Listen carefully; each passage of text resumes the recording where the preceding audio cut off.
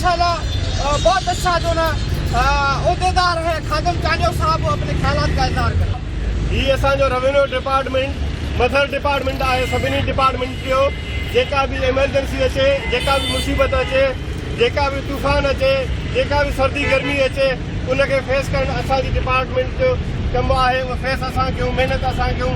हीअ जेके नाशर कुझु पसंदि आहिनि माण्हू जेके DC सेंट्रल ऐं DC खैरपुर जे ख़िलाफ़ु उन्हनि पुठा लफ़्ज़ ॻाल्हाया आहिनि उन्हनि जी तौहीन कई आहे। असां ऑल सिंध इक़्तिलाई एसोसिएशन जे तरफ़ां उन जी सख़्तु लफ़्ज़नि में मज़बूत कयूं था ऐं खैरपुर में जंहिं वकील बदतमीज़ी कई आहे असां चीफ जस्टिस हाई कोर्ट खां घुरंदा कयूं त उनजी मेंबरशिप ख़तमु कई वञे। असांजो हीउ इतिहाद इंशाअल्लाह क़ाइम ऐं दाइम रहंदो। रवेने इतिहाद रवेने इतिहाद। अस्सलाम वालेकुम।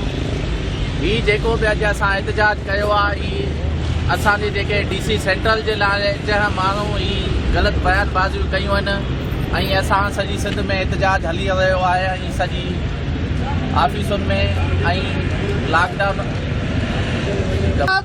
तब तक जारी रहेगी जब तक कोई एक्शन न लिया जाएगा।